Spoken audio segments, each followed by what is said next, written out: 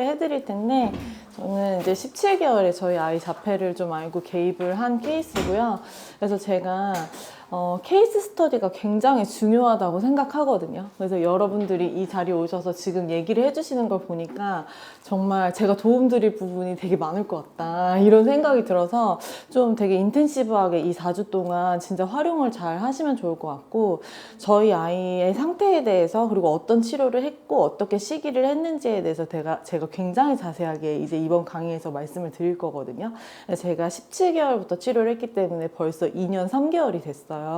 그래서 저희 아이가 굉장히 어렸을 때 개입을 했기 때문에, 물론 이 치료가 이제 연령이 언제 개입하냐에 따라서 굉장히 반응이 다르고, 또 아이가 어느 정도 퇴행을 했는지에 따라서도 굉장히 반응이 달라요. 그래서 모든 아이가 같은 프로세스를 겪는 건 아니지만, 제가 제 아이뿐만 아니라 정말 많은 아이들을 봤을 때 나이가 많든 적든 아무거나 먹어도 되는 자폐 아이는 없더라고요.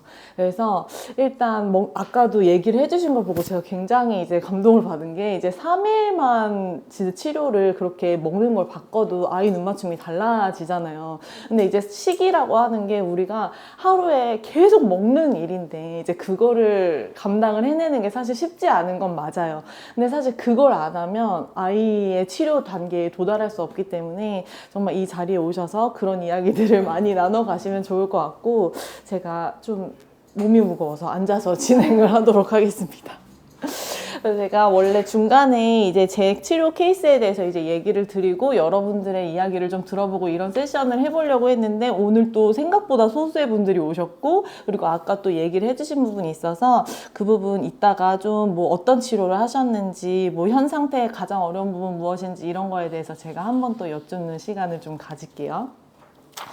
저희가 이제 제가 준비한 거는 사실 밥상 테라피라고 해서 여러분들이 식이요법이라는 이제 강의를 한다라고 이제 알고 오셨을 것 같은데, 식이요법 강의를 하는 것은 맞지만 사실 굉장히 식이요법이라고 하면 저희가 하는 내용이 미시적으로 줄어드는 느낌이에요.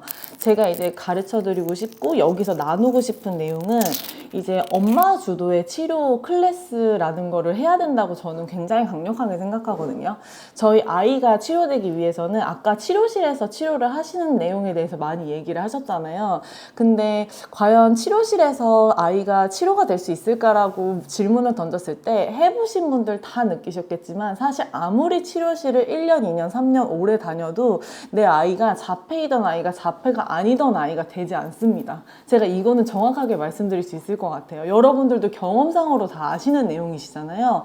그래서 내가 내 아이를 굉장히 잘 알고 있고, 그리고 내가 그 주도하에 치료를 설계를 해서 아이한테 적용을 해야 되는 부분이 이 치료에서는 굉장히 중요한 부분이에요.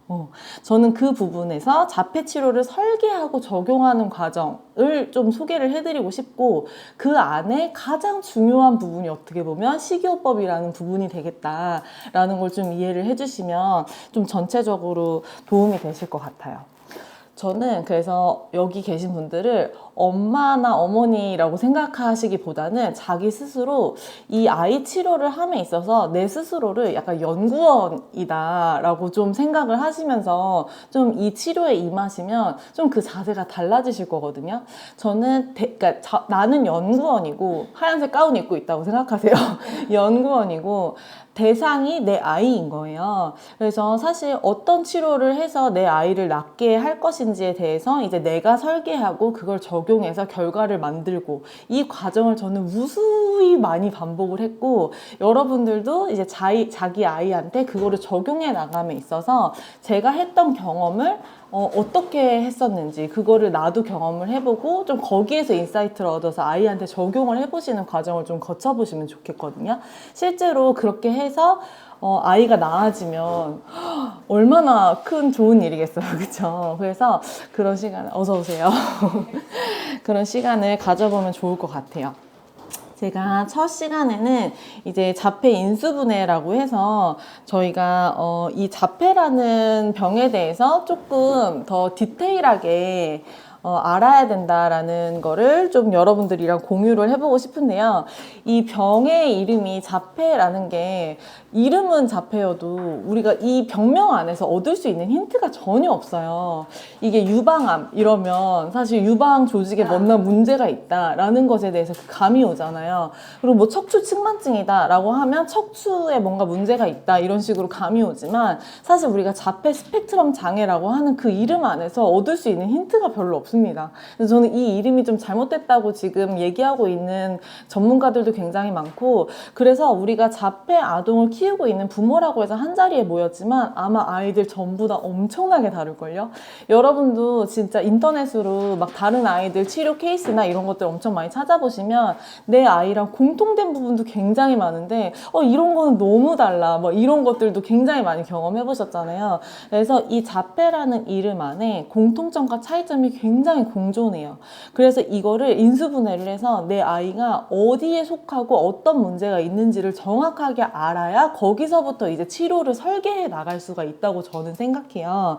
그래서 일단 제 아이의 케이스는 제가 시작부터 지금의 단계에 이르기까지 굉장히 디테일하게 그 케이스를 소개를 해드릴 수가 있기 때문에 그거에 대해서 정확하게 알고 거기에서 힌트를 얻으실 부분이 있으면 힌트를 많이 얻으시면 그게 도움이 될 거라고 생각을 하고요. 그 다음에는 이제 이 자폐라는 걸 우리가 그래서 어떻게 유형화를 해서 이해를 할 것인가 이 부분을 좀 볼 거예요. 그래서 제가 그 부분에 대해서 첫 번째 시간에 좀 알려드릴 부분이 될 것 같고요. 그래서 제가 이 케이스 스터디를 제 케이스에 대해서 얘기를 해드리지만 더 중요한 거는 사실 여기 계신 분들 안에서 그 케이스 스터디를 서로 공유하는 거거든요. 그래서 아까도 내 아이가 뭐 몇 살이고 어떤 치료를 했고 어떤 어려움이 있고 이런 거에 대해서 얘기를 조금 했는데 이제 로지 어머님은 이제 좀 늦게 오셔가지고 얘기를 뭐 같이 나누지는 못했지만 이제 다 같이 그 지금 4주 동안 우리 아이가 지금까지 해왔던 것부터 앞으로 치료 이 클래스를 들으면서 또 적용을 해 나가면서 아이가 변화하는 내용들에 대해서 서로 공유하고, 그리고 내가 모든 치료를 또 다 해볼 수 없어요. 그리고 이 아이는 이런 반응이었네 라는 거에서 또 인사이트를 얻으시면서 거기에서 내 아이한테 적용해 나가는 그런 커뮤니티 활동이 굉장히 도움이 많이 됩니다. 그러니까 내가 연구를 하는데 내 아이 대상으로 연구를 하는데 옆에 같은 연구를 하는 다른 연구원이 있는 거예요. 그래서 논문을 서로 공유한다라는 생각으로 좀 공유를 많이 하시면서 진행을 하실 수 있도록 제가 과제나 그거를 이제 카페에 업로드를 해서 서로 이제 공유를 하실 수 있도록 이제 진행을 해드릴 거고, 그래서 첫 번째 시간에는 제가 요 자폐에 대해서 조금 소개를 해드릴 거고 그 이후에 이제 식이요법에 대해서 좀 들어갈 거예요. 식이요법이 제가 자폐를 바라보는 이제 세 가지 관점이라고 해서 화학적 관점, 구조적 관점, 정서적 관점 이렇게 세 가지 관점으로 자폐를 좀 들여다보려고 하거든요. 그렇게 들여다봤을 때 이 사각지대 없이 아이를 치료할 수 있다라고 저는 이제 공부를 해온 결과로 그렇게 이해를 하고 있어요. 근데 그 화학적인 부분이 가장 큰 부분이고 그 포션이 가장 큰 부분의 화학적인 부분이 되지 않으면 사실 정서적이거나 이런 구조적인 개입이 아무리 들어가도 거기에서 효과가 그닥 크지 않아요. 그게 바로 아까 감통 수업을, 언어 수업을, AB 수업을 아무리 해도 되지 않는 부분이라고 이해를 하시면 될 것 같아요. 근데 그 화학적인 게 여러분들 알고 계시는 그 생의학적인 부분 있잖아요. 그 생의학적인 부분 식이요법이에요. 그래서 그 식이요법이라는 부분, 먹는 걸 바꾸는 부분에 대해서 저희가 굉장히 심도 있게 좀 다뤄볼 거고, 그 다음에 저희 아이가 어쨌든 0점에서 시작해서 60점이 되지만 60점 이후에 70점, 80점, 90점, 100점이 돼야 되는 부분이라서 그 나머지 부분을 채워주는 것이 또 정서적인 것과 구조적인 부분이거든요. 그래서 그 두 가지 부분도 어떻게 해서 채워 나갈 것인지 이거를 제가 좀 두 번째 시간에 다뤄보려고 합니다. 그리고 이렇게 좀 어떤 관점으로 봐야 되는지를 이해를 했으면 이제 내가 직접 이 치료를 설계를 해서 아이한테 적용을 해야 되는 부분이 또 가장 중요한 부분이겠죠.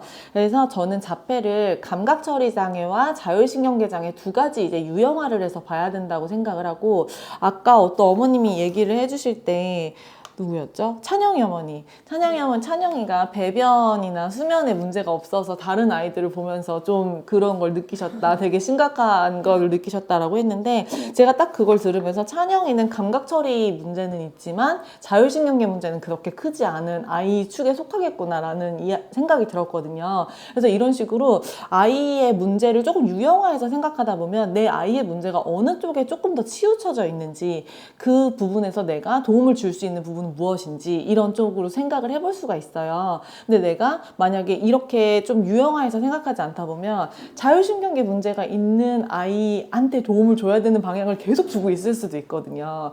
그래서 감각 처리에 문제가 있는 부분에 대해서 이해하고 그 감각 처리를 일단 잡고 이제 치료를 설계를 해 나가야겠다. 이렇게 이해를 하실 수가 있을 것 같아요. 그래서 그 치료 설계하는 부분이 저희 이 자폐라는 병에 대해서는 원래 다른 연구자분들 뭐 이 일반적인 연구에서는 뭐 연역법, 기나법 이런 거를 주로 쓰지만 저희는 가설적 추론이라고 하는 거를 써서 이제 이 치료를 좀 설계를 하게 될 거예요. 그게 뭐냐면 이럴 것이다 라고 제가 생각하는 거예요. 제가 뭐 어떤 치료를 보고 아니면 어떤 식단을 보고 우리 아이는 뭐 채소보다는 고기가 더 맞을 것이다. 이런 식으로 좀 가설을 설정을 하고 그거를 좀 적용해 나가면서 아이가 어떻게 변하는지를 좀 보는 과정이거든요. 그 과정을 통해서 아이한테 맞는 걸 찾아 나가는 과정이 자폐치료의 설계라고 좀 보시면 될 것 같고요. 그 다음이 이제 자기주도 치료가 완성되는 그런 단계라고 좀 보시면 되는데 어떻게 보면 이 커뮤니티가 설립되면서 저는 그 커뮤니티가 아이가 완전히 거의 한 70점 이상 될 2년 정도의 시간을 보고 있어요. 그 2년 정도의 시간 동안 여기 계신 분들이 되게 인텐시브하게 서로 커뮤니케이션을 하시면서 내 아이가 어떻게 변하는지 그리고 내 아이가 무엇을 적용했는지 어떤 치료했는지 이런 이야기들을 계속 해나가시는 게 엄청 중요하다고 생각을 해요. 저도 실제로 아까 이제 김경철 원장님 얘기해 주셨듯이 다른 두 분이 저희 단톡방에 들어와 계시고 그 두 분이 저의 이제 치료 메이트였어요. 이제 저도 2년 넘는 시간 동안 제 커뮤니티를 만들어서 이제 마음이 맞는 사람들 그리고 저와 치료를 이제 설계해서 해 나가는 이 그 결이 비슷한 사람들과 계속해서 그거를 본 거예요. 아이의 상태는 어떤지 그리고 이 영양제를 먹였을 때 아이는 어떻게 변하는지 그리고 영양제가 어떤 게 뭐 할인을 하는지 뭐 이런 정보 같은 것들도 사실 굉장히 혼자 하기는 버겁지만 사실 아빠가 엄청 잘 도와주시는 분도 계시지만 그러지 못한 분도 있고 사실 한 아이를 키우기 위해서 마을이 필요하다고 하는데 저는 저희 아이는 거의 5명이 붙어야 된다고 생각하거든요. 진짜 많은 도움이 필요하잖아요. 근데 그거를 나 혼자 다 할 수 없으니까 우리가 이 모임을 만들어서 그 안에서 많이 이제 해결을 하다 보면 훨씬 더 그 실험 결과 자체가 풍성해질 것이다 라고 생각을 합니다. 그래서 제가 그거를 만들어 나가면서 이제 기록 챌린지라는 거를 하고 있는데 카페에다가 이제 내 아이의 상태에 대해서 이제 기록을 해 나가는 거예요. 그래서 아이의 오늘 변 상태는 어땠는지 오늘 먹은 건 무엇인지 그리고 그 먹은 거에 따라서 수면이나 상호작용은 어땠는지 이런 게 저희가 다 기억하고 있는 것 같지만 다 까먹어요. 생각보다 기록해 놓지 않으면 다 까먹거든요. 저는 치료 1일차부터 100일차까지는 매일매일 손으로 썼어요. 그래서 그거를 지금도 보면서 맞다 이때 이런 일이 있었지 막 이런 생각을 해요. 그래서 그게 다 잊혀지더라고요. 그래서 그런 것들을 좀 기록을 쌓아 보시면서 내 아이가 실질적으로 어떻게 변했는지 어떤 부분이 변했는지를 내 기록을 통해서 좀 보시고 그리고 다른 아이 기록을 통해서도 저런 식으로 기록해 보면 좋겠다 아니면 저런 치료를 나도 해봐야겠다 이런 힌트를 좀 얻으시는 시간을 좀 가지시면 너무너무 도움이 될 것 같습니다. 제가 전체 강의 자료를 만들면서 인용하거나 참고한 자료들이 여기에 이제 대부분 포함되어 있거든요. 그래서 좀 이 도서들이 이제 책을 또 제가 원래는 추천을 막 많이 해드렸는데 사실 도서 추천을 해드렸지만 책 읽을 시간이 많지 않으시더라고요, 어머님들이. 그래서 이 책을 만약에 사서 내가 어떤 식으로 활용할 수 있을지를 좀 이해를 하면 책을 읽으시는데 조금 더 도움이 되실 것 같아서 어떤 책을 제가 활용을 했고 그리고 그 책을 어떤 식으로 어머님들이 실제 현장에서 활용을 하실 수 있는지에 대해서 여기에 좀 자세하게 적어 두었어요. 그래서 제가 생각했을 때 이 자폐와 아스퍼거 치료를 위한 의학적 접근법이라는 이 책은 이제 아이토마토니언 김문희 김문주 원장님이 이제 저서이시고, 그리고 사실 2년 동안 제 아이의 주치셨기 때문에 제가 이 책에 대한 내용을 굉장히 많이 참고를 했어요. 여기에는 이 자폐라는 것에 대해서 이분이 정말 10년 이상 연구를 하시고 임상으로 아이를 보시고 또 아이들을 치료를 하시면서 이제 데이터가 저희는 10년 이상 안 됐잖아요. 근데 그리고 여러 아이들을 보셨기 때문에 저는 거기에는 분명히 인사이트가 있다고 보거든요. 그래서 거기에서 내가 이제 취할 수 있는 것들이 굉장히 많기 때문에 이제 어떻게 자폐 아이들을 구분을 할 것인지, 그러면 그 구분 안에서 내 아이는 어디에 해당되는지 이런 것들을 이 책에서 좀 힌트를 얻으실 수 있고요. 그리고 여러 임상 데이터들이 많이 나와 있기 때문에 그 내 아이 치료 설계할 때 그 임상 데이터 중에서 내 아이 치료에 어떤 걸 적용할 것인지 이런 거를 좀 힌트를 얻으실 수가 있고, 그리고 막 그런 거 있잖아요. 내가 어떤 치료를 새로 해봤을 때 아이의 반응이 어떨 때는 되게 좋은데 어떨 때는 되게 좋지 않고 이럴 때가 있죠. 그럴 때 내가 이 치료가 진짜 아이한테 맞는지 아닌지 의사결정하는 게 되게 어려워요. 그리고 먹는 것도 이게 아이한테 맞는 건지 아닌지 의사결정하니까 굉장히 어려운데, 아이가 나아가는 과정이 어떻게 진행되는지를 이해하면 사실 그게 되게 쉬워지거든요. 그래서 그 의사결정에 조금 도움을 줄 수 있는 부분이 있고요. 그리고 자폐라는 게 제가 아까 말씀드렸듯이 그 병명 안에 어떤 원인이나 그런 본질적인 부분이 들어가 있지 않잖아요. 다른 사람들 다 뇌가 문제라고 하지만 우리가 왜 여기서 식이요법을 배우겠어요? 이게 내과적인 문제라는 걸 여러분들도 이해를 하고 계시고, 그런 부분들이 지금 굉장히 논문으로 많이 나오고 있기 때문에 우리가 이 장을 바꿔야 우리 아이를 바꿀 수 있다는 부분에 대해서 우리가 어느 정도 인지를 하고 있잖아요. 그런 식으로 이 본질과 문제가 무엇인지를 좀 알고 내 아이가 장이 안 좋은지, 이 웰케어 의원에서도 장이 안 좋은지 아니면 미토콘드리아가 안 좋은지 뭐 이런 식으로 그 아이에게 굉장히 최적화된 그런 치료 프로그램들을 제공을 하고 있는 걸로 알고 있거든요. 그래서 내 아이의 문제에 조금 더 디테일하게 접근하는 방식으로 이 책을 좀 활용을 해보실 수 있을 것 같다라는 생각이 들고요.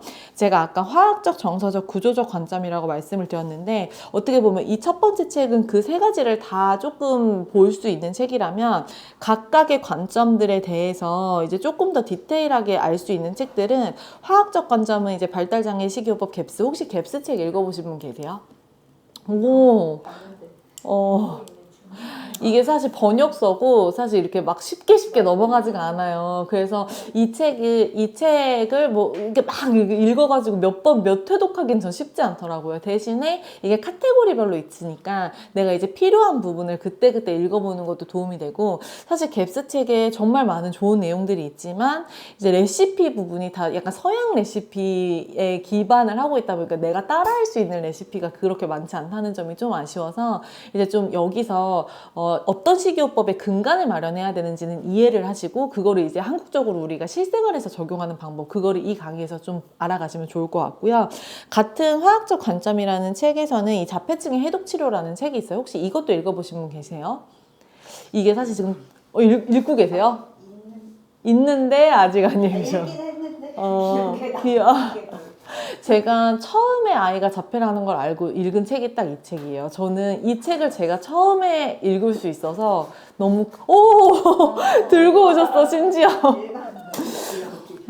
이게 사실 굉장히 오래된 책이에요. 2009년도인가 아마 그렇게 나왔기 때문에. 근데 시중에서 생이학 치료 관련된 정보의 자폐 치료 서적이 전무합니다. 이게 거의 유일해요. 근데 이게 지금 절판이 돼서 아마 보실 분들은 도서관에서 이제 빌려서 보시거나 아니면 이제 재본을 해서 보셔야 되는 부분이 조금 있어서, 일단 근데 도움이 좀 되는 부분이 있다 보니까 그러니까 제가 좀 이제 식이요법을 해보셨거나 그러면은 사실 이 책 그렇게 필요는 없으실 수 있는데, 초보다, 내가 만약에 이 치료에서 초보다라고 하면은 이 책에 그런 기초 정보들이 굉장히 많이 들어있어요. 그래서 그거를 이해하실 때 좀 도움이 많이 되실 것 같고요. 그리고 이 정서적인 거랑 구조적인 거는 조금 화학적인 게 잡힌 다음에 진행을 할 거긴 하지만, 그거를 완전히 놓고 진행을 하기보다는 좀 같이 병행하면서 이해하면서 하면 치료 속도를 훨씬 더 높일 수 있다고 저는 보거든요. 그래서 좀 플로타임이라는 걸 혹시 들어보셨나요? 플로어 타임 수업도 좀 해보셨어요? 그래서 저는 플로어 타임이 치료실에서 하는 수업은 크게 의미가 없다고 생각하는 사람이에요. 그래서 저는 엄마가 플로어 타임을 해줘야 된다고 생각하고 그 안에서 배울 수 있는 건 사실 우리 아이한테 배우는 게 아니라 내가 선생님한테 배우는 시간이다라고 이해를 하고 선생님이 아이를 어떻게 대하는지 어떤 관점으로 바라보는지 그리고 제가 플로어 타임을 해서 아이한테 어떻게 적용했는지 이 강의를 통해서 조금 이해를 하시면서 그냥 일상을 플로어 타임 식으로 흘러가게끔 내가 만들면 굉장히 아이하고 정서적인 그 교감이 많이 될 거라고 생각해요. 우리가 되게 부족한 게 아이와의 정서적인 교감이잖아요. 근데 아이는 분명히 아이의 언어로 엄마랑 소통을 하고 있거든요. 근데 엄마가 이미 30몇 년을 살아왔기 때문에 그 엄마가 생각하는 의사소통이라는 게 있어요. 그리고 엄마가 기능적으로 자꾸 아이를 바라보게 되는 게 있습니다. 우리 아이는 뭐가 안 되는데요? 두 발 뛰기가 안 되는데요? 뭐 이런 식으로 보게 되는 그런 부분이 있어요. 근데 사실 그거는 내가 아이의 발달 정도를 평가하는 것이지 아이랑 정서적인 교감을 하는 게 전혀 아니잖아요. 그래서 이 플로어 타임 책을 통해서 저도 이 어펙트라는 개념을 굉장히 강하게 인지를 했고 아이하고 상호작용을 할 때 어떤 식의 접근이 필요한지 이런 것에 대해서 이해가 좀 돼서 아이하고 보내는 시간에 대한 질이 굉장히 달라진 것 같아요. 그래서 이 책이 아이한테 어떤 놀이를 적용할 것인가 이렇게 단순하게 볼 것이 아니라 내가 아이를 바라보는 관점을 어떻게 바꿀 것인가 이것에 대해서 좀 도움을 많이 받았던 책이라 이것도 좀 읽어보시면 좋을 것 같다라는 생각이 듭니다. 아까 그 ABA 치료를 하신다고 이제 얘기를 해주셨는데 사실 플로어 타임이 ABA랑 굉장히 대조적으로 이제 소개가 되고 있어요. 그래서 요즘은 ABA도 굉장히 플로어 타임식으로 많이 바뀌고 있는 것 같아요. 사실 ABA의 그냥 그 근간을 보면 보상을 줘서 못하는 행동을 하게 한다는 게 ABA의 근간이에요. 근데 그게 사실 우리가 강아지 훈련을 할 때 뭐 그런 식으로 진행을 하잖아요. 먹는 거를 줘서 이제 여기선 짖지 마. 그 먹을 때는 손 줘야 발 줘야 이제 먹을 수 있어. 이런 식으로 하는 게 약간 동물적인 접근이거든요. 근데 저희 아이들은 사람이잖아요. 감정을 느껴요. 근데 그 감정을 느끼는 걸 이해를 해야 우리가 아이하고 진짜 정서적인 교감을 할 수가 있거든요. 그래서 저도 지금 굉장히 부족하고 매번 정말 다시 한번 마음을 다잡아야 된다 이렇게 생각을 하면서 플로우 타임을 다시 적용하고 내가 가진 것을 좀 나를 비우고 이제 적용하는 시간을 가지고 있는데 그 부분에서도 좀 많이 도움을 받으시면 좋을 것 같다는 생각이 들고 혹시 그 뭐 주치영 선생님의 두개 청골요법이나 이런 것들도 들어보신 분 계신가요? 이게 자폐를 굉장히 구조적인 관점으로 보는 시각이에요. 자폐 아이들의 구조적인 특징이 있다는 걸 저도 굉장히 나중에 알았어요. 우리 아이들의 두뇌 구조 그리고 허리나 그 천골 구조 이런 것들이 굉장히 달라요. 그런 것들이 다르기 때문에 네, 몸 구조가 굉장히 다르게 생겼단 말이에요. 근데 그게 우리가 이제 이 분은 10년 이상 이제 아이들 마사지를 하시면서 두개 청골 마사지라는 거 하시면서 아이들의 몸을 만져보니까 사실 우리가 아이들의 몸을 굉장히 디테일하게 만져보지 않거든요. 그리고 여러 아이들을 만져보다 보면 이제 거기서 공통적으로 이제 발견된 아이들의 특징이 있나 봐요. 근데 그 아이들의 구조적인 특징을 해결하지 않으면 또 궁극적으로는 아무리 화학적인 게 해결이 된다고 하더라도 대근육 발달이 느리다든지 아니면 이미 인풋이 들어와서 수용이 다 되는데 발화가 안 되는 아이들의 특징은 여기에 근육이 굉장히 굳어 있다든지 뭐 이런 식의 특징들이 있어요. 근데 그거를 풀어주는 그런 방법들이 구조적으로 또 도움이 되는 것들이 있더라고요. 그래서 그런 것에 대해서도 좀 이 책을 통해서 좀 되게 이 책의 내용을 읽어보면 약간 충격적이에요. 좀 이제 순화돼서 써있지 않고 엄청 그 임신 출산 과정에서부터 아이가 어떤 어려움을 겪었는지에 대해서 자세하게 나와 있다 보니까 약간 내가 그때 그걸 놓쳤네 막 이런 생각을 좀 불러일으키기는 하지만 또 알고 지나가는 게 중요하기 때문에 요거는 이제 좀 다음 스텝으로서 좀 이해를 하시는 방법으로 생각을 해주시면 좋을 것 같아요. 그래서 이제 제가 제 아이의 케이스에 대해서 좀 자세하게 좀 들여다보는 시간을 가져볼 텐데요. 이제 저희 아이가 이제 별명이 여러분 벼랑 위에 포뇨 보셨나요? 그 포뇨랑 처음에 너무 닮아가지고 친구들이 네 딸이 포뇨 같아 이렇게 해가지고 그냥 포뇨라고 이제 이름을 붙여서 이제 이야기를 좀 해보겠습니다. 그래서 저희 아이는 자폐를 알게 된 계기부터 좀 말씀을 드릴게요. 저희 아이 첫 번째로는 되게 발달 속도가 느렸어요. 이게 처음에는 발달 속도가 느린 게 아까 친척이 6살 때까지 말을 안 해서 이 아이도 그랬겠다라고 얘기하신 것처럼 저 똑같이 생각했습니다. 저희 남편이 너무 말을 늦게 했다고 해가지고 사실 이게 저희 아이도 당연히 아빠 딸인데 똑같지 않을까라고 생각을 하고 좀 지켜봤던 부분이 있어요. 뒤집기, 기기, 걷기 같은 대근육 운동이 전반적으로 다 늦었고요. 근데 그게 딱 3개월 정도 늦었어요. 그래서 저는 다 얘는 3개월이 좀 늦는 애인가 보다. 약간 이렇게 이해를 하고 자폐라는 거는 전혀 생각을 안 하고 있었어요. 그때는 사실 생각도 못 할 때죠. 이제 뒤집기가 딱 늦었는데 그 뒤집기를 여러분 왜 이제 아이들이 뒤집기를 하게 되는지에 대해서 그 동력에 대해서 좀 들어보신 분 계신가요? 네. 어? 조금 네. 그런 부분은 들어보긴 했어요. 네. 발달하는 게 네. 아이가 왜 뒤집기를 한다고? 그 부분은 어. 빼고 아. 뒤집기가, 그러니까 저희 아이가 뒤집기를 163일에 했으니까 100일에 하는 애들보다 한 60 며칠이 늦은 거예요. 그래서 163일에 해서 한 2달 늦게 했네. 그 2달의 시간이 너무 고통스러웠어요. 왜 안 할까? 왜 안 할까? 계속 그 생각을 하고 막 그걸 하게 하려고 유도를 많이 하고 했는데 첫째 아이니까 제가 또 모르는 게 많잖아요. 그래서 다들 100일에 한다고 그러고 심지어 100일도 안 돼서 막 뒤집기를 하고 이제는 막 애들이 되집기를 하고 있는 상황까지 저희 아이가 뒤집기를 안 하니까 걱정이 되게 많이 됐거든요.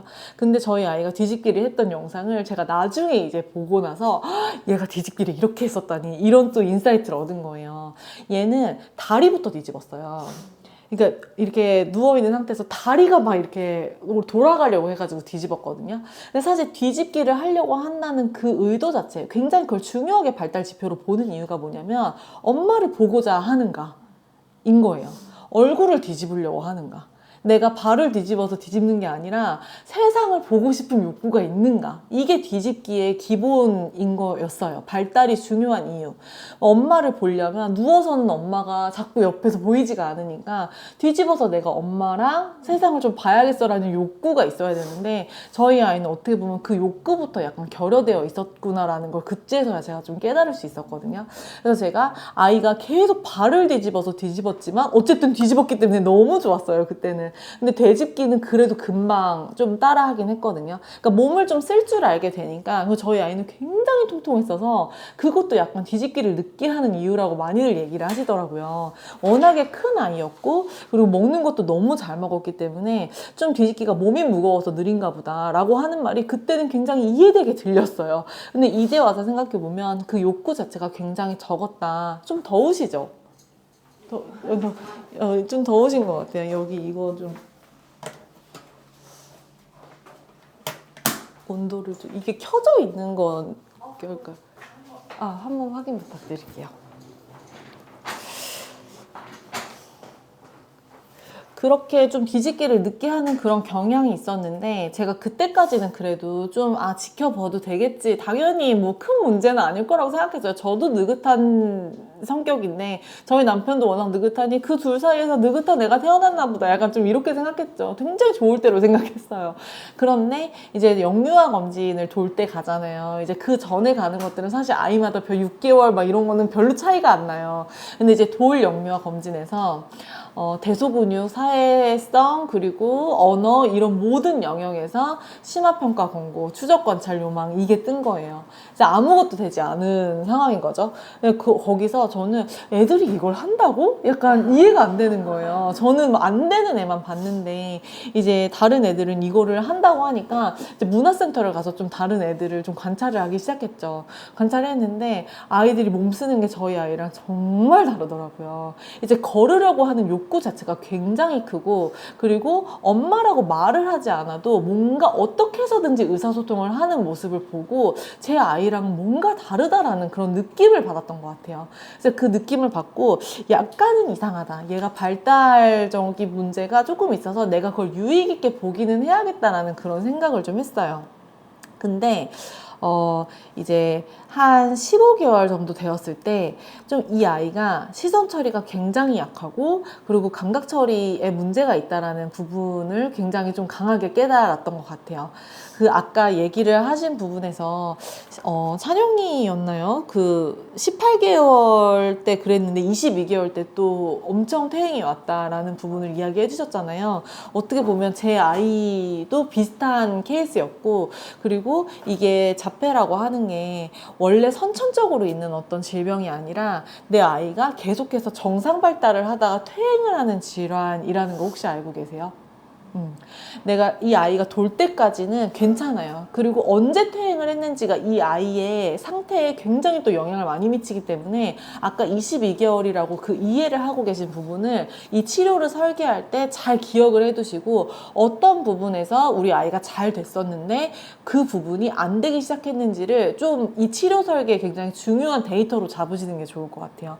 이게 어떤 아이들은 굉장히 어렸을 때 태어났을 때부터 좀 사회성이나 이런 기능적인 부분이 좀 떨어지는 아이들이 있고 어떤 아이들은 찬양이처럼 뭔가 잘 되던 것들이 확 안 되기 시작하거든요.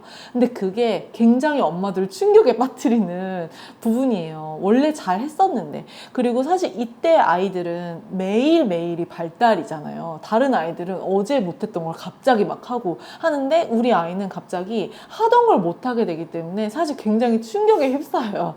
그래서 저도 저희 아이가 항상 못하던 거를 했는데 15개월 즈음부터 18개월 때까지는 뭔가 발전이 없었구나라는 걸 나중에 이제 굉장히 크게 깨달은 거예요. 그 모방 행동이라고 하죠. 도리도리도 하고 이제 짝짝꿍도 하고 그것도 다 했었던 건데 그거를 못하게 되는 그런 부분들을 봤을 때 이게 얘는 오늘 기분이 안 좋아서 안 해주나 보다 이렇게 그때는 생각을 했지만 이제 그런 모방 행동 자체가 사회성 영역에서 기인하는 것이기 때문에 그런 부분에 퇴행이 왔구나 라는 부분을 좀 인지를 할 수가 있었어요.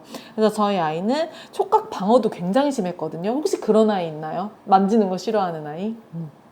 아이들 모래 느낌도 좀 싫어하는 아이들도 있고 저희 아이가 제가 제주도 한 달 살기를 갔는데 바다를 싫어해서 산으로만 돌아다니느라고 죽는 줄 알았습니다. 정말 그때가 정말 더운 여름이었거든요. 근데 진짜 땀 삐질삐질 흘리면서 온갖 오름들을 다 다녔어요.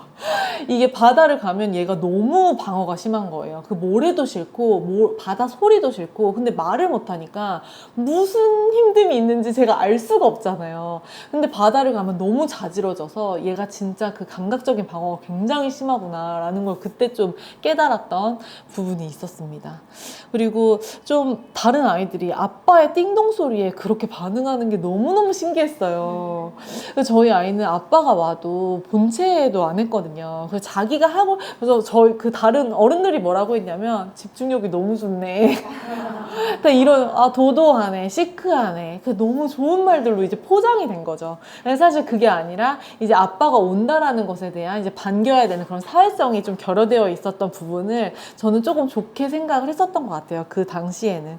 그리고 포인팅을 하지 않았고요. 그 포인팅이라고 하는 것도 이 간단한 걸 우리 아이는 왜 안 해주지? 막 그런 생각을 너무 많이 했어요. 제가 그 앞에서 얼마나 많은 수없이 많은 시연을 했는지 아무리 많이 해도 포인팅을 해주지 않았고 그리고 그 크레인을 사용했고 그 언어를 사용하지 않고 뭐든지 엄마 손을 도구로 이용해서 자기가 먹고 싶은 거 자기가 갖고 싶은 게 있을 때마다 크레인을 사용해서 얘기를 저에게 이제 의사소통을 시도했고 그리고 뭐 거기 뭐 보다 보면 그 검진표 같은 거 보다 보면 관심사를 공유하나요? 뭐 이런 것들이 있잖아요. 그래서 저는 그거를 당해본 적이 없으니까 그게 무슨 말인지 이해가 잘 안 되는 거예요. 그래서 관심사를 공유하는 것도 그걸 공유를 당해보고 나서 이게 그 말이었구나 라는 걸 좀 이해를 했어요. 그냥 아무것도 아닌데 엄마 이것 봐봐요 하는 그런 것들 있잖아요. 보라고 말을 못해도 하는 그런 의사소통. 저희 아이는 그런 게 전혀 없었거든요.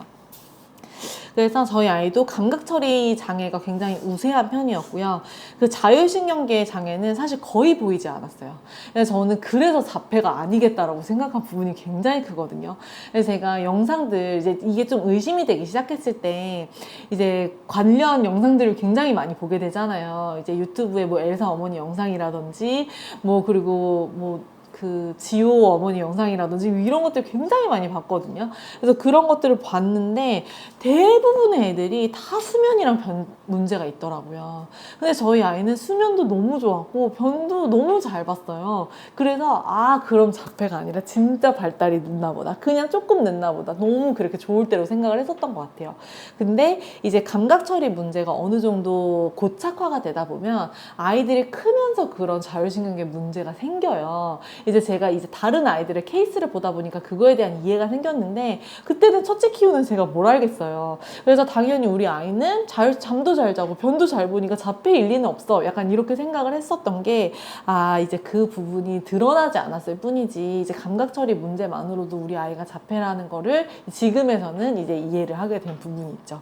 그래서 제가 그래도 좀 공식적인 이제 그거를 받고 싶어서 여러 검사를 진행을 했는데 그 KCDI 검사 결과에서 이제 사회성 지연이라는 부분이 좀 나왔고 그리고 에이도스 검사 혹시 해보신 분 계세요?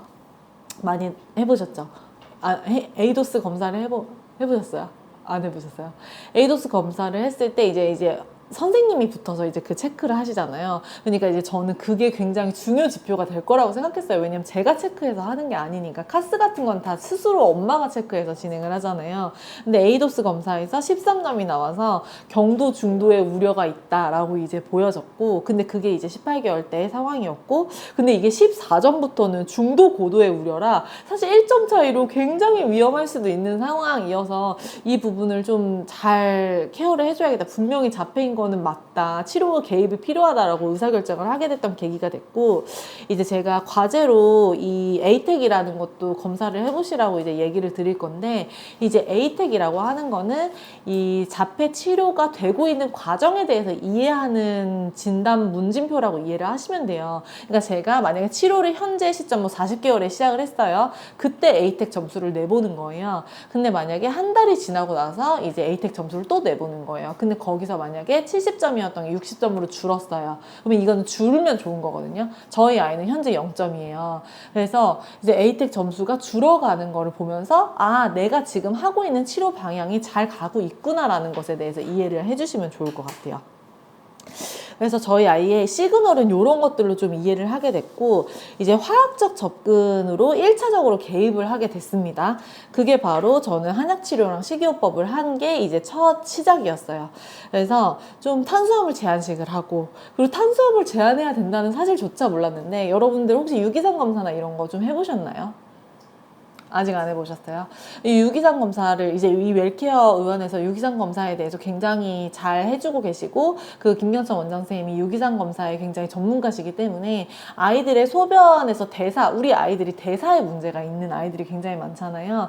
이제 대사에서 대사되지 않고 나온 것들을 보고, 대사돼서 나온 그 물질들을 보면서 그 물질을 보고 내 아이의 몸속이 어떻게 생겨먹었는지를 좀 유추를 하는 게 소변 유기산 검사라고 이해를 하시면 될 것 같은데, 그 유기산 검사를 보면 자폐 아동들의 특징이 있어요.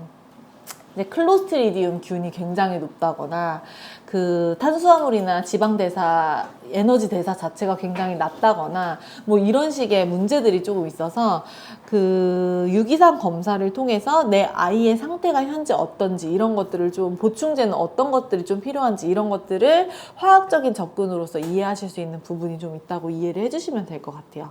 그래서 저희 아이는 식이요법 2일차 때부터, 아까 3일만 했을 때도 눈맞춤이 달라졌다는 걸 느끼셨다고 했잖아요. 저희 아이는 2일차 때부터 그 수면 자체는 굉장히 오랫동안 잘 자는 아이였는데 입면하는 시간은 굉장히 길었거든요. 그러니까 잠에 들 때 너무 뒤척였어요. 그게 엄마들은 빨리 애가 잤으면 좋겠기 때문에 아이가 입면하는 시간이 긴 게 좀 힘들었는데, 식이요법 하고 나서 갑자기 얘가 너무 빨리 자기 시작하는 거예요. 그래서 그 부분을 확실히 되게 다른 부분으로 느꼈었고, 그리고 한약 복용 8일차 때 저희 아이가 발화를 못했던 아이였는데 이제 발화를 시작하는 그런 좀 시작이 좀 되었습니다. 그래서 저는 이 부분에서 좀 시사하는 바를 어떻게 이해를 하고 있냐면, 아이가 갑자기 이렇게 8일차에 말을 한다는 게 좀 이해가 안 되는 부분이었어요. 이게 어떻게 이렇게 갑자기 말을 하게 되지? 이렇게 생각을 했는데 이걸 어떻게 이해하시면 되냐면 아이가 입력은 되는데 출력이 안 됐다라는 거에 대해서 제가 이걸 이해를 할 수가 있었어요. 입력이 그동안 안 됐으면 사실 이렇게 갑작스럽게 발화가 될 수가 없거든요. 근데 아이가 소화 기능이 개선되고 뭔가 대사 자격이 원활해지면서 이제 출력을 할 수 있을 몸이 된 거예요. 그래서 우리 아이가 언어 발화가 잘 안 되면 그게 입력 문제인지 출력 문제인지를 좀 이해를 하시는 것도 굉장히 큰 도움이 됩니다. 그러니까 우리 아이가 만약에 입력이 안 되고 있다라고 하면 여러분들이 언어 수업을 아무리 가도 사실 뭐 거기에서 얻을 수 있는 게 없는 거예요. 감통을 아무리 가도 내 아이가 감각적으로 문제가 있고 속 안에 대사가 지금 잘 돌아가지 않아서 여기서 아무리 입력을 해줘도 받아들일 수 있는 게 없기 때문에 그 부분에 있어서 좀 출력이 문제인지 입력이 문제인지 내 아이의 상태를 좀 확인을 해보시는 부분으로 좀 생각을 해주시면 좋을 것 같고요. 그리고 이제 그 다음에 유기산 검사를 통해서 18개월부터 보충제 섭취를 시작을 했어요. 그래서 굉장히 어린 나이의 아이였기 때문에 이제 영양제를 먹이는 게 좀 쉽지가 않았습니다, 정말. 여러분들 혹시 보충제 아이들 다 먹고 있어요? 마그네슘이라든지 뭐 그런 것들 먹고 있죠. 그래서 지연성 알러지 검사는 해보신 분 계신가요? 아마 이 웰케어에서 이제 첫 진료를 하시게 되시면 그런 내 아이가 어떤 알러지가 있는지 유기산은 어떤지 이런 것들을 좀 보시게 될 텐데 이제 염증 수치를 우리는 굉장히 낮춰야 되는 부분이 있어요. 식이요법이라는 게 어려운 게 뭐냐면 내 아이가 모든 아이한테 공통적으로 적용할 수 있는 기준이라는 게 없다는 거예요. 제 아이한테만 적용이 되는 어떤 부분이 있고 내 아이가 어떤 음식을 먹었을 때 염증 수치가 올라가면 사실 그 음식이 아무리 좋은 음식이고 완전 식품이라고 하더라도 그 음식이 내 아이한테는 잘 맞지 않는다는 거거든요. 그래서 그 지연성 알러지를 통해서 좀 염증 수치가 높은 음식들은 사실 지연성 알러지는 이제 노출이 좀 적어지면 거기에서 좀 염증 수치를 낮춰주는 몸에서 그렇게 작용을 한다고 해요. 그래서 저희 아이가 처음에 당근을 굉장히 많이 먹었는데 그 당근이 지연성 알러지 수치가 굉장히 높게 나왔어요. 그 이유는 이제 노출이 너무 많이 되었었기 때문에 그렇다라고 이해를 해주시면 되고 좀 그 노출 범위를 좀 줄여보다 보면 지연성 알러지를 나중에 또 해보시면 그 결과가 처음이랑 또 되게 다르게 나와요. 그래서 지연성 알러지 같은 경우도 치료 첫 시작 때 한번 해보시고 한 3개월 있다가 뭐 먹는 거를 이렇게 조정을 해봤을 때 어떻게 변했는지 보시고 근데 사실 지연성 알러지보다는 유기산의 이제 변화를 추적해 나가시는 게 훨씬 좀 도움이 된다고 이해를 해주시면 좋을 것 같아요. 일단 그 결과 보충제 3개월 복용을 하고 나서 이제 유기산 검사를 진행을 했는데 사실 원래는 없었던 클로스트리디움 균이 좀 늘어난 형태로 오히려 좀 보여지는 경우도 있었거든요. 저희 아이의 케이스가 좀 그랬는데 그래서 검사 결과가 그 실제 아이가 좋아지는 것과 완전히 일치하지는 않아서 그 검사 결과를 어떻게 해석하고 적용해 나갈지가 또 굉장히 중요한 부분입니다. 그래서 그 부분에 대해서 이제 원장 선생님이랑 좀 상의를 해 나가시면서 보충제를 조절하고 아이의 상태를 좀 도와주는데 이해의 기준으로서 생각을 해주시면 될 것 같아요. 사실 이렇게 치료를 하면서 화학적인 개입을 하면서 저는 아이의 여기 긍정적인 변화에 언어 표현이 늘어났고 상호작용의 시도가 많아졌고 수용 언어가 늘어났고 그리고 저희 아이는 변이 원래도 변을 잘 하루에 한두 번씩은 보던 아이였는데 2번에서 막 5번까지 보기 시작하는 거예요. 그게 몸속에 있는 독소들이 막 빠져나오는 신호였더라고요. 몸속에 쌓였던 것들이 이제 좀 자정작용을 통해서 건강한 것들이 들어가고 대사가 일어나다 보니까 변으로 굉장히 많이 나왔어요. 그래서 뭐 아이가 치료를 시작하고 식이요법을 하면서 변이 너무 많이 나와요. 뭐 이런 이야기들을 하시는 분들도 계십니다. 근데 그게 좀 이상하다고 보시지 않고 그냥 좀 변으로 내 몸 안에 있는 독소들을 배출해 나가는 과정이다라고 좀 이해를 해주시면 좋을 것 같고요. 그 외에 그 때가 심해지고 막 오히려 막 눈맞춤이 좀 귀찮아하는 것 같은데 눈맞춤이 오히려 안 좋아지는 것 같아요. 막 이런 얘기를 하시는 분들도 계시거든요. 근데 사실 그거는 굉장히 중요한 신호는 아니에요. 그러니까 그거보다는 긍정적 변화에서 그 상호작용 시도가 굉장히 많아졌다는 것을 좀 중요하게 보시면서 치료를 진행을 하시면 좋을 것 같아요. 내가 이 치료를 했을 때 아이가 이런 반응인 게 좋은 방향으로 가고 있는 건가? 라는 것에 대한 기준을 상호작용 시도가 많아졌는가로 보시는 게 가장 정확하다고 저는 봅니다. 그러니까 아이가 사회성이 좋아지는가? 아이가 말을 하려고 하고 누구하고 이야기를 하려고 하고 자기의 관심사를 공유하려고 하고 이런 상호작용의 시도가 많아지는가를 중점적으로 보시고 시각 추구가 조금 더 심해졌어요. 때가 심해졌어요. 이때마다 막 너무 소리를 질러요. 막 이런 것에 대해서는 사실 우리가 말 잘 듣는 아이를 만들겠다고 치료를 하는 게 아니잖아요. 아이가 상호작용을 하고 사회성이 높아지기 위해서 치료를 하는 것이기 때문에 그 부분에 대해서 기준을 상호작용 시도가 많아진다면 좋은 방향으로 가고 있다라고 이해를 해주시면 될 것 같고요. 제가 그래서 25개월 정도가 됐을 때가 치료 8개월 차였거든요. 그때 이제 한양대학교에서 자폐 성별 검사라고 해서 풀배터리 검사 같은 걸 진행을 했어요. 근데 이제 카스 점수는 16점이 나와서 이제 8개월 정도의 증상이 없거나 최소한의 자폐 관련 행동이라고 자폐가 아니라는 판정을 받았고요.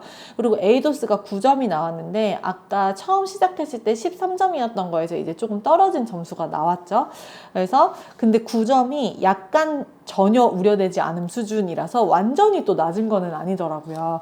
그래서 저는 이거에 대해서 제 결론을 어떻게 내렸냐면 제가 화학적인 접근으로 이제 아이한테 식이요법이랑 먹는 거를 바꾸면서 대사작용에 변화를 줬잖아요. 그러다 보니까 이 대사나 소화장애가 개선이 많이 되어서 자폐에서 정상으로 가는 그 과정 속에 있는 단계다라는 이해를 좀 할 수가 있었어요. 그게 검사 결과에 그대로 좀 표현이 되었었던 것 같고, 하지만 약간 출력화되는 과정에서 개선의 여지가 굉장히 많이 보였던 게 그 에이도스 선생님도 뭔가 눈맞춤이 되기도 하고 안 되기도 해요. 상호작용이 되기도 하고 안 되기도 해요. 언어가 나오기도 하는데 모방이 되기도 하는데 완전히 자연스럽게 나오지는 않아요. 이런 식의 되게 중립적인 의견을 주셨거든요. 근데 그게 딱 자폐였다가 자폐를 벗어나는 그 과정 속에 있다라는 게 제가 좀 이해가 됐어요. 그래서 아까 화학적인 개입을 통해서 어느 정도 기반을 만들어 놓고 나면 제가 정서적인 개입이랑 그리고 구조적인 개입을 한다고 말씀드렸잖아요. 그래서 그 정서적인 개입의 보완이 좀 필요하겠다라는 의사결정을 좀 할 수 있게 됐었던 것 같아요. 그래서 제가 그 다음으로 플로우 타임이라는 걸 이제 좀 진행을 하게 됐는데, 사실 그 정서적인 접근이라고 하는 게 아까 말씀드렸다시피 다른 사람의 말이 들리고 반응할 수 있는 그 능력이 되어야 정서적 개입을 좀 할 수가 있는 거거든요. 지금 아까 의사소통이 되신다고 얘기해 주신 분들도 계신데 그 아이들이 이제 자기 이야기만 하는지 아니면 남의 이야기도 들을 준비가 되어 있는지 이런 것들이 정서적인 개입을 통해서 개선을 할 수 있는 그 부분이 얼마나 되는지를 평가하는 좀 지표가 된다고 봐요. 그래서 좀 감각적인 부분, 내가 내 말을 하고 상대방의 말을 듣고 거기에 반응하는 그런 의사소통이 되고 나서는 좀 정서적인 개입을 굉장히 적극적으로 해주시는 게 좀 이 정서적 개입의 극대화된 좀 전략이 될 수 있다고 보고요. 여기에 어떤 책을 통해서 제가 플로우 타임을 배웠는지 좀 그 부분에 대해서 좀 소개를 해두었고, 실제로 한국 플로우 타임 센터라는 곳에서 이제 플로우 타임 수업을 하면서 아까 말씀드렸던 것처럼 아이한테 적용하는 시간이었지만 제가 거기서 굉장히 많이 배웠어요. 그래서 아이를 바라보는 그 관점에 대해서 좀 배웠고, 그래서 환경과 놀이를 완전히 바꾸게 됐던 계기가 됐거든요. 좀 소리나는 장난감이나 미디어 혹시 아이들 다 보나요? 전혀 안 봐요? 대단합니다. 사실 그런 얘기 하잖아요. 미디어 때문에 자폐가 된 것 같아 이런 얘기 하지만 사실 미디어 때문에 자폐가 된 거는 아니지만 우리 아이들이 시각적인 그 자극에 굉장히 예민한 건 맞아요. 그래서 저희 아이도 요즘에는 미디어 접근하기가 너무 쉽잖아요. 그 엘리베이터만 타도 거기에 계속 그것 좀 없었으면 좋겠어요. 저도 거기 앞에서 그거 보느라고 이웃들이 안녕하세요 인사를 하는지 귀엽다 몇 살이야 하는지 그런 것들이 전혀 들리지가 않고 그거에만 집중을 하고 있어요. 그러니까 저희 아이도 감각적으로 그런데 굉장히 몰입이 쉽게 되는 아이인 거죠. 근데 이제 치료 초기에는 사실 소리 나는 모든 것들을 없애시는 게 좋아요. 저는 치료 초기 초기에 이 플로우 타입을 배우면서 소리나 그때 저희 아이는 어렸기 때문에 그 누르면 소리 나는 장난감이 정말 많았거든요. 근데 엄마들이 다 유명템이라고 해가지고 그걸 다 사놨는데 튤립 같은 거. 그러니까 그게 그리고 좀 약간 엄마의 시간을 확보해 주잖아요. 좀 그래서 거기에 의지를 많이 했었는데 이제 모든 건전지를 다 제거하라고 선생님이 얘기를 하시더라고요. 장난감을 없애는 게 아니라 건전지를 다 빼는 거예요. 근데 건전지를 빼면 아이 반응이 어떤지 아세요? 승질을 엄청 냅니다. 왜냐면 눌러서 소리가 났었던 게 이제 그 반응이 안 나오니까 얘는 기계랑 상호작용하는 애잖아요. 사람이랑 하는 게 아니라. 그러니까 그 눌러서 소리가 났으니까 얘를 던지고 막 이렇게 하면서 엄청 그러는 거예요. 그때 어떻게 해줘야 되냐면 엄마가 그 노래를 다 해줘야 됩니다. 사운드북 있잖아요. 사운드북 같은 거에서 눌렀을 때 막 이런 소리 나는 거 있어요. 그 중에 아이가 되게 좋아하는 소리가 분명히 있거든요. 아이가 소리 자극에 내가 선호하는 그 소리가 있어요. 그러면 거기서 힌트를 얻으셔야 돼요. 내가 아이한테 이 소리로 상호작용을 시도해야겠다. 이 힌트를 얻고 아이가 그걸 눌렀을 때 엄마가 계속 그 소리를 내주는 거예요.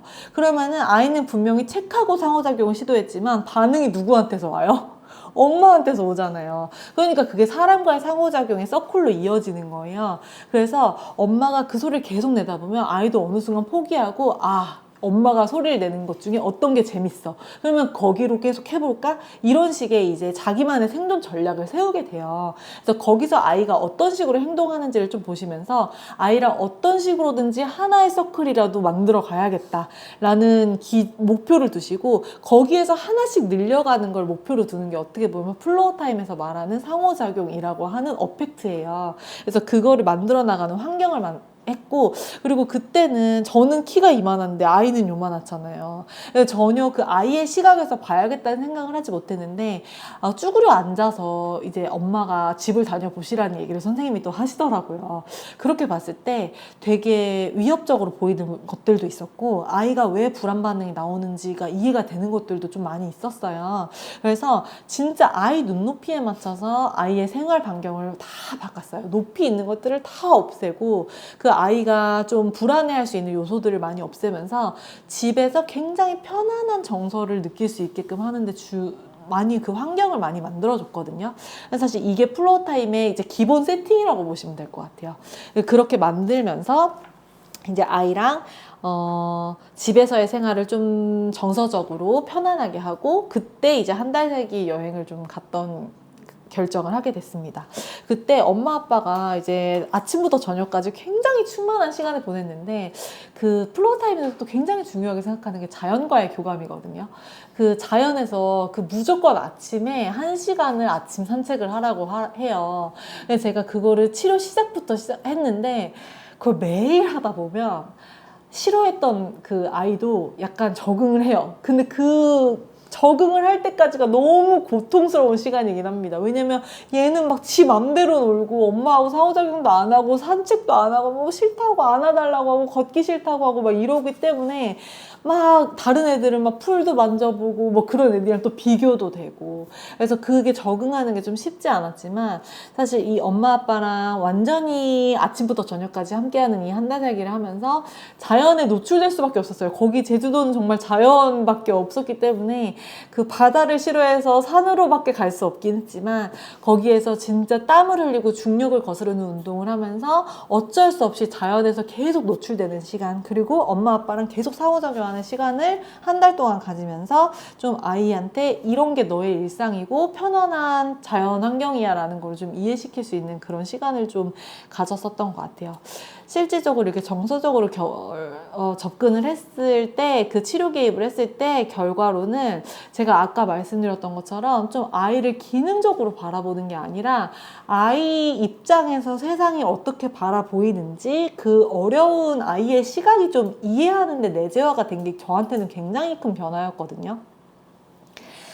아까 저희가 뭐 아이가 말을 못한다거나 아니면 그 말을 못한다는 것 때문에 자폐를 알게 되시는 분들이 굉장히 많죠. 언어 표현이 나오지 않기 때문에. 근데 그것도 어떻게 보면 아이를 굉장히 기능적으로 보고 있는 거잖아요. 그 아이가 크레인을 통해서 엄마한테 손으로 뭘 갖다 달라고 하는 것이 의사소통 시도예요. 아이 입장에서는. 그러니까 아이가 지금 어떤 의사소통 시도를 하고 있는지가 보이고 아이가 어떤 엄마와 어떤 소통을 하고 싶어 하는지가 그게 보이기 시작하면서 저도 놀이의 내용이 좀 달라지기도 하고 그리고 또 아이의 어려움이 그냥 기능적으로 보이는 게 아니라 세상한테 이해받지 못한 아이의 시간들에 대해서도 좀 이해가 되면서 아이가 좀 큰 아이들의 경우에는 또 자기 통제를 자기가 할 수 없다는 거 아까 그 굉장히 각성 조절 추우셔가지고 아까 너무 더웠는데. 아까 더웠는데 또 추워지셨죠. 그 자기 통제가 그 아까 감각 그 자기 조절이 잘 안 되는 아이에 대해서 얘기를 해주셨잖아요. 근데 그게 그 아이가 가장 힘들 거라고 저는 또 생각을 해요. 왜냐하면 자기가 자기 몸을 통제할 수가 없는 거잖아요. 그러니까 자기가 사회에서 수용받지 못한다는 그런 경험을 계속해서 쌓아간다는 게 사실 아이의 자존감을 또 많이 떨어뜨리거든요.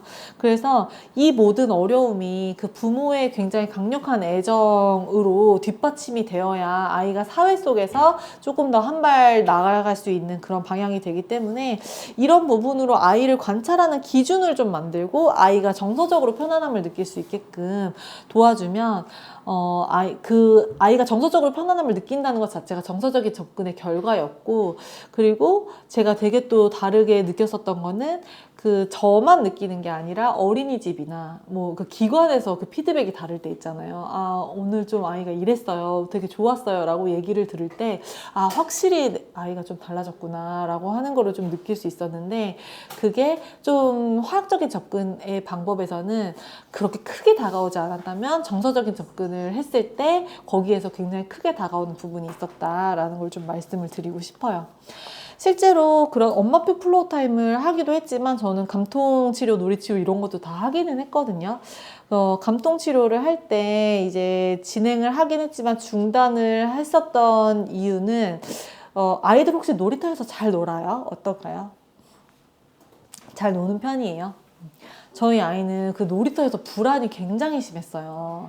이제 그 불안이 심하다 보니까 계속 엄마한테만 안겨 있으려고 하고 그 문화센터 같은 거를 가도 다른 아이들 하는 거를 전혀 따라하지 않고 자꾸 엄마한테 안겨 있으려고 하고 그리고 먹을 걸로 보상을 자꾸 바라고 이렇게 행동을 해서 제가 그 대근육 놀이를 뭔가 해줘야 될 것 같기는 한데 그게 너무 어렵다 보니 그래서 감통치료를 좀 시작을 했거든요. 근데 감통 치료에서 그닥 얻은 게 없다라고 제가 느끼는 이유는 뭐냐면 일단 저희 아이는 적응하는데 시간이 많이 걸리는 애예요. 근데 50분 수업을 하면 이제 선생님한테는 50분이라는 수업을 제가 돈을 주고 사게 된 거잖아요.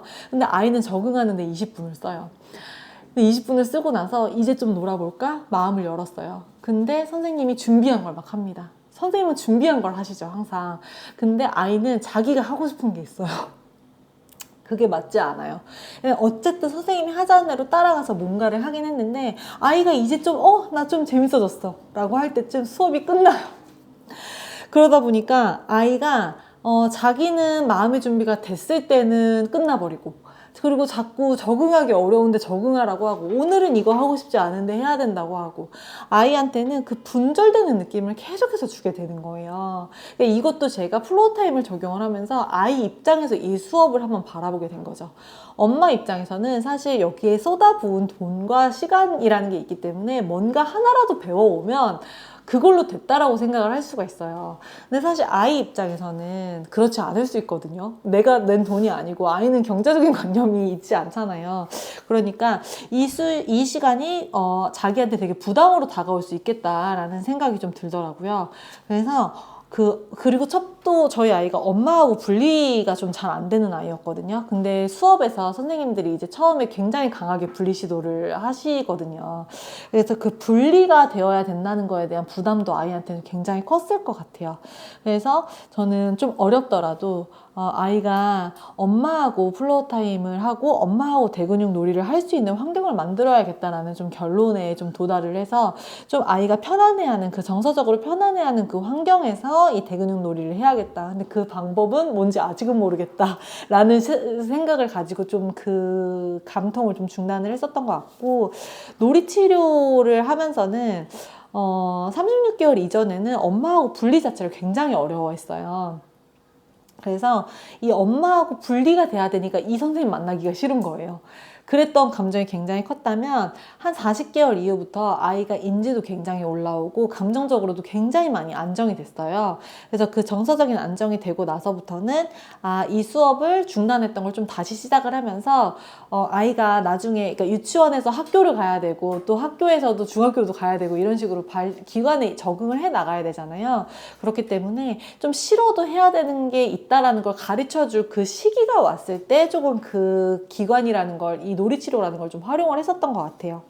그랬더니 좀 오히려 40개월 이후에는 때를 써서 상황을 모면하려는 그런 시도가 좀 많이 줄어들면서 엄마가 아무리 때를 써도 여길 데리고 오는구나 라는 걸 좀 인정을 하면서 좀 잘 다니게 됐었던 것 같아요. 그래서 좀 아이가 어느 시점에 치료가 적용이 되느냐에 따라서 그 반응이 또 굉장히 다르다라는 걸 좀 느낄 수가 있었고, 제가 이 구조적 접근에 대해서는 좀 나중에 좀 자세하게 소개를 드릴게요. 이 화학적 접근이라는 게 좀 중요한 부분이다 보니까 그 부분은 좀 나중에 소개를 드리도록 하고요. 그래서 실제로 저희 아이가 이제 2년 3개월 차 치료를 진행을 하고 있는데 현재 발달 단계가 어느 정도 되었는지를 좀 소개를 드리면서 이 정도 이제 아이가 발달이 되었다라는 걸 좀 말씀을 드리고 싶은데요. 저희 아이는 이제 KDST라고 하는 그 검사를 기준으로 좀 아이의 상태를 봤어요. 그래서 언어 의사소통에서는 이제 4-5개의 단어로 된 문장을 발화를 한다라고 하는 것이 이제 주요한 부분이었고, 거기서 저희 아이는 이제 언어라는 부분에 대해서는 굉장히 이제 지금은 말을 굉장히 잘 하거든요. 그래서 뭐 제가 이 4-5개의 단어로 문장 발화를 하는 걸 어떤 예시를 들어드려야 될까 생각을 했는데, 사실 이 말한다는 게 이제 이렇게 텍스트로 여기다 써놓는 거로는 표현이 잘 되진 않지만 그냥 뭐 엄마 하늘이 너무 예뻐 뭐 이런 말을 한다든지, 아니 내 방으로 와서 하늘 좀 같이 보자 뭐 이런 말을 한다든지, 그리고 맥락에 맞는 언어로 이제 말을 굉장히 잘 한다는 거, 그런 부분에 있어서는 언어 의사소통은 잘 되고 있다. 근데 여기에 이제 어제 오늘 내일 같은 시간 단어를 쓴다라는 게 있는데, 이제 저희 아이한테 우리 거기 갔었잖아 이렇게 얘기하면 어제 갔었잖아 이렇게 얘기를 하거든요. 그 어제가 다 옛날인 거예요, 저희 아이한테는. 그래서 그런 식으로 이제 과거를 다 어제로 이해를 하고 있다는 점이 조금 있다라는 게 있고, 왜 어떻게 라는 질문을 자주 하는가, 이것도 이제 발달 지표 중에 있더라고요. 저희 아이는 뭐 이건 지금 먹으면 안 돼 라고 하면 왜? 이 질문 굉장히 왜가 끊임없이 나옵니다. 왜가 끊임없이 나오고, 그리고 어떻게 해야 되는지 잘 모르겠으니까 엄마가 가르쳐줘 뭐 이런 말을 한다든지, 그래서 왜랑 어떻게는 잘 사용을 하고 있는 것 같아요. 그리고 사회성 정서에서 또 되게 중요한 부분이 그 역할놀이를 하는 거잖아요. 아이들 혹시 역할놀이 많이 좋아해요? 역할놀이를 처음에 저희 아이는 전혀 하지 않았어요. 지금 끄덕끄덕 하시는 두 분의 아이는 진짜 많이 발달이 되어 있는 것 같아요. 근데 이제 역할놀이를 처음에는 전혀 하지 않아서 그 MCET 이 설문지에 보면은 아이가 뭐 엄마가 하는 요리나 아니면 의사 선생님이 하는 그런 병원 진료 같은 걸 따라하려고 하는 그런 모방 시도가 있는지에 대해서 굉장히 많이 질문이 있는데, 저희 아이는 사실 그런 모습이 없었거든요. 근데 치료가 잘 되고 있다라는 걸 이해를 하게 된 게 사실 이 부분이었어요. 그러니까 엄마한테 의사 선생님 청진기 같은 비슷한 걸 보면 그런 걸 비슷하게 해서 엄마 배 까보라고 뭐 이런 식으로 한다던가, 뭐 주사를 놓을 테니까 뭐 이렇게 한다던가, 뭐 그런 모습들을 보이는 거. 그래서 지금은 역할놀이를 굉장히 재밌게 하고 있고, 그리고 어제 아이가 놀이터에서 친구가 막 오니까 가가지고 괜찮아 이렇게 해주더라고요. 그래서 그걸 보고 진짜 또 많이 발전이 됐구나, 진짜 저렇게 다른 사람의 감정을 읽을 줄 아는구나, 이런 생각도 좀 하게 됐고, 그리고 네 거와 내 거를 구분한다, 이거는 저희 아이의 뭐 기본, 맨날 구분하려고 하죠. 여기까지는 자기 거라고 절대 안 된다고 뭐 이렇게 하는 부분이 좀 있고, 그걸 좀 즐기는 것 같고요. 그리고 뭐 인지 문제 해결 부분에서도 뭐 그리고 퍼즐 조각 맞추는 거는 어려워하긴 하지만 그래도 잘 할 수 있는 부분이고, 그리고 뭐 숨겨진 물건을 찾거나 뭐 어디 숨바꼭질 같은 거 할 때 엄마가 어디 숨었는지 뻔히 아는데도 불구하고 어디 있지? 막 이렇게 하면서 좀 찾으려고 하는 그런 경향도 보이고, 사실 이런 것들을 제가 작성을 하면서도 진짜 아이가 많이 발달했다. 옛날엔 너무 하나도 안 됐던 것들인데 라고 생각을 하게 되는 부분이 있어요. 저희 아이는 근데 이제 자조, 소근육, 인지, 언어 이런 부분들이 되게 빨리 올라온 반면에 대근육이 굉장히 안 올라왔었거든요. 대근육을 쓰는 게 다른 아이들이랑 굉장히 달라요. 그래서 아직도 킥보드 타는 걸 너무너무 어설프게 타고요. 근데 저희 아이가 어느 순간 자전거를 타기 시작하더라고요. 그래서 그 페달 밟고 앞으로 나아가는 게 생각보다 엄청난 근육과 그리고 그 시각 처리 뭐 이런 것들의 종합적인 결과라서 아이가 자전거를 앞을 보고 탄다는 게 저는 굉장히 감격스러웠어요. 여러분들도 그 아이한테 그 대근육놀이나 자전거 같은 그런 기구를 가르쳐 보시면 아시겠지만 줄넘기 같은 것도 진짜 어렵잖아요. 그래서 이런 게 여러 가지 자기가 운동 계획을 하고 또 그 운동 계획을 자기 몸으로 실현해 나가는 과정에서 어려움이 굉장히 있는 부분이라서 대근육이 가장 늦게 올라오긴 했지만 지금 많이 발달을 하고 있는 부분이 있고, 그리고 한발석이나 뭐 계단 번갈아서 올라가는 거나 공 던지고 차고 이런 거 남자아이들 잘 하나요? 하는데 혼자 아, 다른 사람이랑. 시선 처리가 잘 안 돼서 아, 근데 이게 어쨌든 대근육, 그러면 거기서 이제 어머님께서 얻을 수 있는 힌트는 사회성 부분이 굉장히 많이 떨어져 있다라는 거네요. 근데 저희 아이는 그 사회성이 올라왔는데도 불구하고 공을 던질 때 이게 여기서 이렇게 던지는 그 행동이 안 됐어요. 그러니까 이게 생각보다 운동 계획하는 게 쉽지 않은 부분이더라고요. 그래서 이렇게 뭔가 던지는 행위에 대해서도 다른 아이들은 굉장히 자연스럽게 그 행동을 배운다고 하면 저희 아이는 언어로 배우는 게 굉장히 커요. 그래서 뒤로 손을 넘겼다가 그거를 앞으로 하면서 던지는 거야. 이렇게 해야지 그거를 좀 이해하는 경향이 있거든요. 그래서 아이가 어떤 식으로 대근육을 배우는지를 좀 아시는 것도 어머니들이 아이를 양육했을 때 굉장히 도움이 많이 됩니다. 왜냐하면 다른 아이들은 자연스럽게 모방해서 배우는데 우리 아이들은 그게 안 될 수 있어요. 그래서 뭐 사다리 타고 올라가는, 제가 저희 아이가 불안이 좀 높다고 했잖아요. 불안이 높다 보니까 사다리 타고 이렇게 올라가는 구름다리 같은 그런 놀이기구 같은 것도 어떻게 발을 교차해서 올라가야 된다는 것 자체를 잘 못하더라고요. 그래서 왼쪽 다리를 올려, 그 다음에 오른손을 올려, 이런 식으로 정말 한 스텝 한 스텝 알려줬거든요. 그렇게 해서 이제 자기 몸에 그게 조금 익었다 보면 거기서 조금 더 발전하고, 이런 식으로 좀 아이가 발달을 하는 그 과정에서 다른 아이랑은 학습의 경로가 좀 다를 수 있다. 이걸 좀 이해하고 가르쳐 주시면 훨씬 더 도움이 될 것 같아요. 그래서 여기 있는 내용들은 이제 아이 발달이 이렇게 되고 있다라는 부분이라서 좀 거기 읽어봐 주시면 될 것 같아요. 그래서 이렇게 해서 제가 저희 아이가 많이 발달을 해 나와 있지만 아직 그 사회적 정서나 감정 같은 부분에 있어서 또 감정을 배우는 것도 다른 아이들이 너무 자연스럽게 배우는 반면 우리 아이들은 또 그걸 하나하나 알려줘야 되는 게 있거든요. 이렇게 하면 저 사람이 싫어해 뭐라든지, 이게 왜 여기서 차례차례 줄을 기다려야 되는 것인지 뭐 이런 것들을 알려줘야 되는 부분이 있어서 그 정서적인 부분이 이제 아이가 유치원에 가고 학교에 가려면 그런 단체 생활에 적응을 해야 되기 때문에 그런 것들을 좀 하나하나 엄마 아빠가 밀착해서 알려줘야겠다라는 생각을 좀 하고 있습니다. 네, 여자예요.